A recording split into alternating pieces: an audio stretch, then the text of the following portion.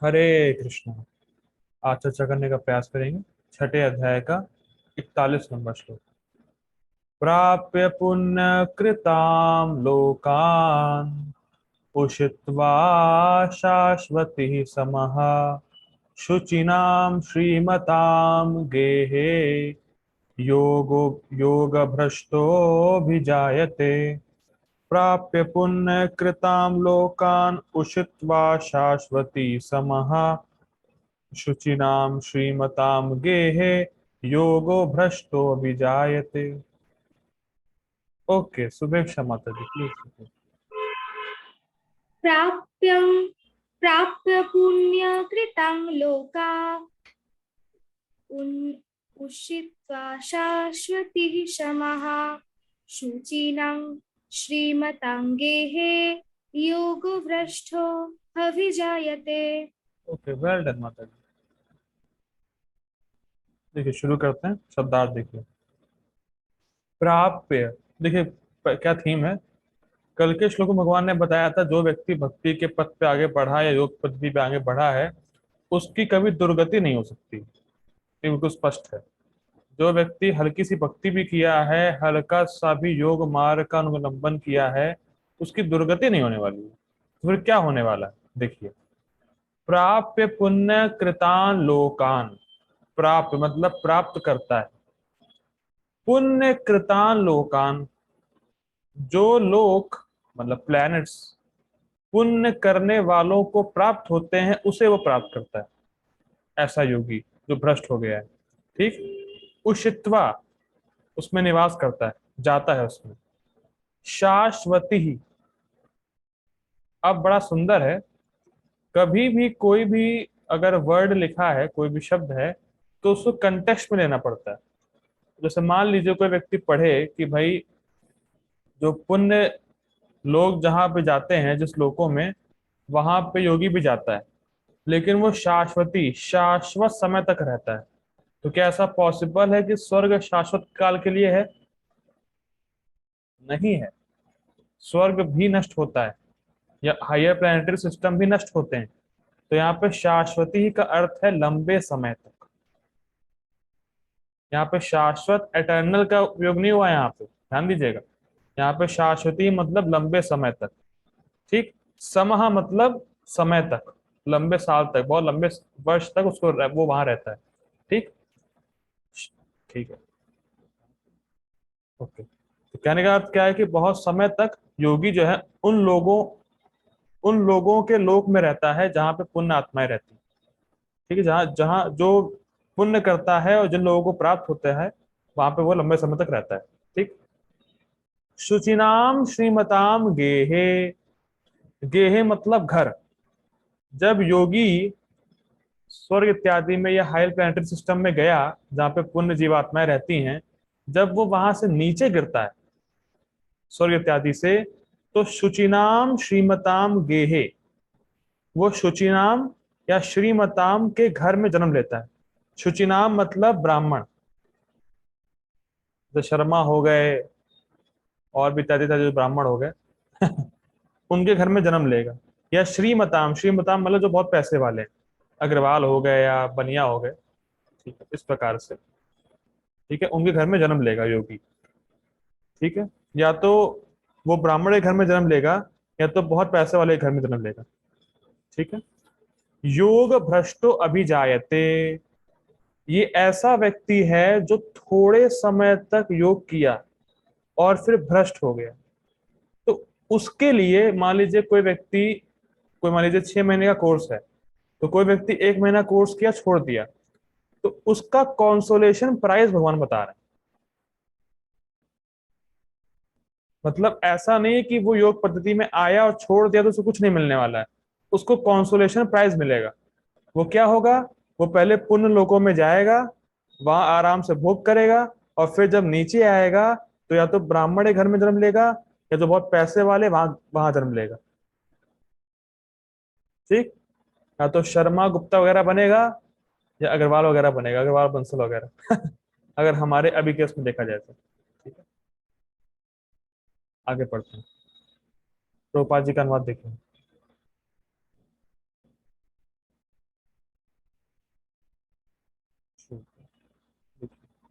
अनुवाद प्रभुपाद जी के द्वारा।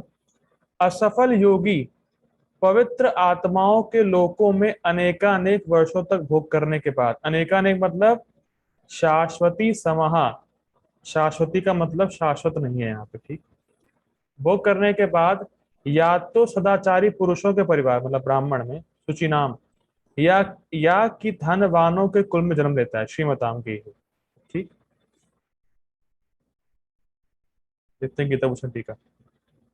गीता भूषण टीका, यह श्लोक एक पतित योगी के द्वारा भौतिक सुख की प्राप्ति का वर्णन करता है, तो बड़ा स्पष्ट है, ठीक। भौतिक इच्छाओं के कारण अपने धर्म के आचरण में शिथिल हो जाने पर भी वह इस जगत की वांछनीय वस्तुओं को प्राप्त करता है, जिसे अश्वमेध यज्ञ इत्यादि करने वाले प्राप्त करते हैं।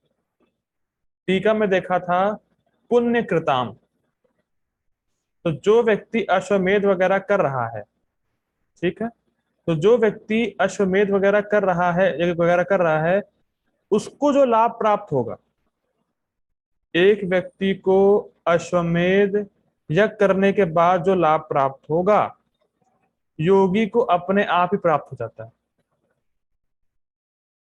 ठीक। और हम एक बहुत सुंदर पॉइंट सीख रहे हैं कि भौतिक इच्छा की वजह से ही धर्म में ढिलाई आती है। जो व्यक्ति भक्ति कर रहा है और भक्ति से फिर हट गया या भ्रष्ट हो गया या भक्ति अब नहीं कर रहा है, तो उसके पीछे सिर्फ एक कारण होगा, भौतिक इच्छा। और भौतिक इच्छा तभी होती जब तत्व को आप सही से समझते नहीं, और तत्व को सही से समझने का अर्थ है जब आप श्रवण प्रचुर मात्रा में नहीं करते। ये आप अपने जीवन में देखिएगा कि जो व्यक्ति भक्ति को छोड़ा है, तो भक्ति की महिमा को समझ नहीं पाया, और भक्ति की महिमा को ना समझने के पीछे श्रवण की कमी होगी, तभी उसने भक्ति छोड़ी। समझ में आ रहा है? तो भौतिक इच्छा जब तक है व्यक्ति के अंदर, देखिए, जो व्यक्ति भक्ति कर रहा है उसके हृदय में भौतिक इच्छा हो सकती है, हमारे अंदर क्या नहीं है, हमारे अंदर है, लेकिन हमें पता है कि भौतिक इच्छाएं गलत हैं और कोई भी भौतिक सुविधा आत्मा को टच नहीं कर सकती, ये हमें पता है। कैसे पता है? जब हमने प्रचुर मात्रा में श्रवण किया। तो जो व्यक्ति श्रवण को सही से नहीं कर रहा है, उसकी भक्ति में ढिलाई आएगी और उसकी भौतिक इच्छा बनी रहेगी, और उसके उसमें वो ये सोचेगा कि भौतिक इच्छाओं को मैं संतुष्ट करके खुश हो सकता हूँ। तो श्रवण की कमी के माध्यम से ही व्यक्ति ये समझता है कि भौतिक इच्छा या भौतिक भोग को प्राप्त करके मैं संतुष्ट हो जाऊंगा, जबकि ऐसा होता नहीं। ठीक, आगे पढ़ते हैं।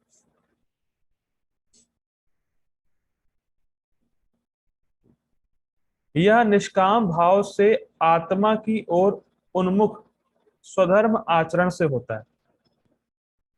क्या कह रहे हैं देखिए, वो कह रहे हैं कि स्वधर्म का पालन कर रहा है निष्काम भाव से कोई व्यक्ति, क्यों? क्योंकि आत्मा के सुख को प्राप्त करना है। अब जब व्यक्ति निष्काम भावना से कर्म कर रहा था, वो अगर पूर्ण नहीं हुआ, अगर वो निष्काम कर्मयोग करते करते वो पूर्ण नहीं कर पाया निष्काम कर्मयोग को, फिर भी उसको स्वर्ग मिलेगा, चाहे वो ना भी चाहता हो। बात समझ में आ रही? एक व्यक्ति जो कर रहा है स्वर्ग जाने के लिए, ठीक, एक व्यक्ति निष्काम कर्मयोग कर रहा है, उसको स्वर्ग नहीं जाना है, उसको आत्मा का दर्शन, आत्मा का सुख प्राप्त करना है, लेकिन फिर भी वो निष्काम कर्म में पूर्ण नहीं हो पाया और उसको स्वर्ग नहीं चाहिए था, फिर भी उसको स्वर्ग मिल जाता है। ये बात हो रही है, ठीक है। कॉन्सोलेशन प्राइज है कि आपने योग्य पद्धति में आप कुछ किए तो आपको ये रिजल्ट मिलना ही है, भले ही आपकी इच्छा ना भी हो स्वर्ग जाने की, फिर भी आपको स्वर्ग का भोग एडिशनल बाय मतलब एडिशनल या कह सकते हैं बाय प्रोडक्ट के रूप में मिल जाएगा। ठीक है, आगे पढ़ते हैं। ये बहुत सुंदर स्टेटमेंट है, ये जो लाइनें हैं बहुत सुंदर है, देखिए बहुत सूक्ष्म है। देखिए, उन लोकों में, कौन से लोकों में? जहां पुण्य आत्माएं रहती हैं, जो पुण्य व्यक्तियों को प्राप्त होता है लोक, उसमें, उन लोकों में बहुत काल तक रहने के बाद और जब तक उसकी इच्छा पूर्ण नहीं हो जाती, तब तक भोगों को भोगने के बाद ऐसा पतित योगी जब उसके कोई इच्छा नहीं रह जाती, तब वह एक धनवान व्यक्ति के घर में पैदा होता है और यह सब योग के अपूर्ण अभ्यास के द्वारा होता है। हम क्या सीख रहे हैं? बहुत जबरदस्त बात है, देखिए बहुत सुंदर इंसाइट मिल रहा है हमें स्टिकर से कि ऊपर के लोगों से व्यक्ति कब नीचे गिरता है। भगवान बताएंगे कि जब व्यक्ति का पुण्य क्षीण हो जाता है, क्षीण पुण्य लोकम, ऐसे कुछ करके क्षीण पुण्यम लोकम विशंति। जब व्यक्ति का पुण्य क्षीण हो जाता है, पुण्य खत्म हो जाता है स्वर्ग में, तब वो नीचे गिरता है। ठीक है, भगवान बताएंगे आगे। और हम सब जानते भी हैं कि हम लोगों ने बहुत पुण्य किया, तो पुण्य के फल को भोगने के लिए हम स्वर्ग गए, और वहां पुण्य खत्म हुआ तो हम नीचे गिर गए। जैसे फॉर एग्जाम्पल, जैसे मान लीजिए आप 5 स्टार होटल बुक करें, ठीक है, 2 दिन के लिए, लेकिन आपके पास एक दिन का ही रुपए है, तो आपको एक दिन रुकने को ही मिलेगा, दूसरे दिन भगा देंगे वो लोग। तो उसी प्रकार से जितना पुण्य है उतना ही आप स्वर्ग इत्यादि में या हायर प्लेनेटरी सिस्टम में भोग कर सकते हैं, फिर नीचे गिरना पड़ेगा आपको। ये हम सब जानते हैं, ये नॉर्मली होता ही है। लेकिन जो योगी है, जो पतित योगी है, उसके साथ अलग केस है। ये बड़ा जबरदस्त है। जो योग में भ्रष्ट हुआ है, जब वो स्वर्ग के भोगों से बोर नहीं हो जाता तब तक नीचे नहीं आएगा। Does it make sense? जो योग में भ्रष्ट हुआ है, जब वो स्वर्ग के भोगों से बोर हो जाएगा तब वो नीचे आएगा, क्योंकि उसकी कोई भौतिक इच्छा थी जिसकी वजह से वो योग से भ्रष्ट हो गया था। तो स्वर्ग जाके पहले वो सारी भौतिक इच्छाएं भोग कर लेगा, जब बोर हो जाएगा, थक जाएगा, तब नीचे गिरेगा, और जो पहले भक्ति का संस्कार था वो तो रहता ही है, और फिर भक्ति करता है आगे आके। इन दोनों के डिफरेंस को समझ पा रहे हैं? जो नॉर्मल व्यक्ति पुण्य किया, योग पद्धति में आगे नहीं बढ़ा, भक्ति नहीं किया, वो खाली पुण्य किया, तो वो ऊपर जाएगा, जितना पुण्य होगा भोग करेगा, नीचे आ जाएगा। लेकिन जो योगी भ्रष्ट हुआ है, वो ऊपर जाएगा जब तक वो स्वर्ग के भोगों से बोर नहीं हो जाता, तब तक वो नीचे नहीं आएगा। बड़ा जबरदस्त जो है चीज मतलब सामने आई थी बेटी का पढ़ते समय। ठीक, जब वो स्वर्ग के भोगों से थक गया, तो भक्ति का संस्कार तो उसके अंदर है ही है, वो तो कभी नष्ट होता नहीं है। तो जब वो दोबारा जन्म लेगा, तो भक्ति का संस्कार जो रहता है, फिर उससे उस वो भक्ति के संस्कार से वो प्रेरित होगा और दोबारा भक्ति करेगा, और ब्राह्मण या पैसे वाले क्या जन्म लेगा। देखिए बात समझिए, जो सामान्य कर्मी स्वर्ग गया है, और जब वो नीचे गिरेगा, तो जरूरी नहीं है कि वो भक्ति करे। ध्यान दीजिए बात को। जो सामान्य व्यक्ति, सामान्य जो पुण्य कर्मी है, जब वो स्वर्ग गया और जब नीचे आया, तो जरूरी नहीं है कि वो भक्ति करेगा ही। लेकिन जो योगी है उसके पास भक्ति का संस्कार है, तो भक्ति वो करता ही है नीचे आके। ये डिफरेंस समझ लेना चाहिए हमें। एक जो नॉर्मल पुण्य कर्मी है, और जो योगी जो भ्रष्ट हुआ है, तो बहुत डिफरेंस है। क्या आप इसको भगवान की कृपा मान रहे हैं? तो भगवान की कृपा है कि हल्का सा भक्ति किया है, हल्का सा योग किया है, उसको कितना बड़ा लाभ दे रहा है भगवान। तुम्हारी भौतिक इच्छा है, पूरी कर लो, जो जब तक तुम बोर हैं तो तब तक करते रहो वहां स्वर्ग में। जब बोर हो जाओ, नीचे गिरो, भक्ति का संस्कार तो रहता ही है, भक्ति करो आके। जबरदस्त, बहुत सुंदर है। ठीक है, आगे पढ़ते हैं।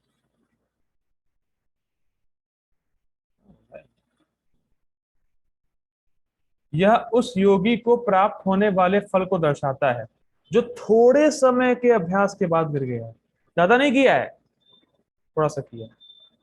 थोड़ा सा करने पर, मान लीजिए, अरे व्यक्ति मान लीजिए कोई एक दिन भी भक्ति में आ गया हो, एक बार भी एक माला जप कर लिया हो, तो ये बहुत बड़ी बात है। हमारा कहना ही क्या। ठीक, आगे पढ़ते हैं, समझ में आया होगा तात्पर्य पापा जी के द्वारा। Purport by his divine grace A Shri Bhaktivedanta Swami Srila Prabhupada की जय। असफल योगियों की दो श्रेणियां हैं। एक वे जो बहुत थोड़ी उन्नति के बाद ही भ्रष्ट होते हैं, जिसका वर्णन अभी इस श्लोक में हो रहा है। दूसरे वे जो दीर्घ काल तक योगाभ्यास के बाद भ्रष्ट होते हैं, ये अगले श्लोक में होगा। ठीक। जो योगी अल्पकालिक थोड़े समय के अभ्यास के बाद भ्रष्ट होता है, वह स्वर्गलोक को जाता है, जहां केवल पुण्यात्माओं को प्रविष्ट होने दिया जाता है। तो बहुत सुंदर बात, बिना पुण्य आत्मा हुए व्यक्ति स्वर्ग नहीं जा सकता। वहां कोई लैंड माफिया टाइप का चलता नहीं है खेल, कि स्वर्ग का लैंड में हड़प लूंगा या माफिया बन के वहां ये कर लूंगा वो कर लूंगा, ऐसा नहीं है। जब तक व्यक्ति पुण्य आत्मा नहीं है, सफिशिएंट उसके पास पुण्य नहीं है, तब तक वो स्वर्ग नहीं आ सकता। जब तक व्यक्ति के पास सफिशिएंट अमाउंट ऑफ मनी नहीं है, वो 5 स्टार होटल में नहीं रुक सकता। ठीक। तो कोई भले ही स्पुतनिक बना ले, सेटेलाइट बना ले, चांद पे जा रहा हूं मैं, मून लैंडिंग, फलाना धमाके, सब रास्कल डन, सब बोगा, सब फॉल्स। जाना है तो प्रॉपर पुण्य होना चाहिए। प्रभुपाद जी बताते हैं इस संबंध में कि खाली एरोप्लेन होने से कोई व्यक्ति अमेरिका में नहीं जा सकता, उसके लिए वीजा चाहिए उसको। मान लीजिए आपने कहा मेरे पास एरोप्लेन है, मेरा खुद का एरोप्लेन है, मैं जा रहा हूँ अमेरिका, बिना वीजा के बिना पासपोर्ट के एंट्री नहीं मिलेगी आपको। तो खाली रॉकेट होने से, सैटेलाइट होने से नहीं होगा, पुण्य होना चाहिए। ठीक है, आगे पढ़ते हैं। वहां पर दीर्घ काल तक रहने के बाद उसे पुनः इस लोक में भेजा जाता है, जिससे वह किसी सदाचारी ब्राह्मण, वैष्णव के कुल में या धनवान वणिक के कुल में जन्म ले सके। स्पष्ट है, योगाभ्यास का वास्तविक उद्देश्य कृष्ण भावना अमृत की सर्वसिद्धि प्राप्त करना है, जैसा कि इस अध्याय के अंतिम श्लोक में बताया गया है। स्पष्ट है। किंतु जो इतने अध्यवसायी मतलब प्रयत्नशील नहीं होते और जो भौतिक प्रलोभनों के कारण असफल हो जाते हैं, उन्हें अपनी भौतिक इच्छाओं की पूर्ति करने की अनुमति दी जाती है। स्पष्ट है। तत्पश्चात उन्हें सदाचारी या धनवान परिवारों में संपन्न जीवन बिताने का अवसर प्रदान किया जाता है। ठीक है, स्पष्ट है। ऐसे परिवारों में जन्म लेने वाले इन सुविधाओं का लाभ उठाते हुए अपने आप को पूर्ण कृष्ण भावनामृत तक ऊपर ले जाते हैं। स्पष्ट है, तो कुछ सुना नहीं था, स्पष्ट है। ठीक है, दूसरा श्लोक 6.42।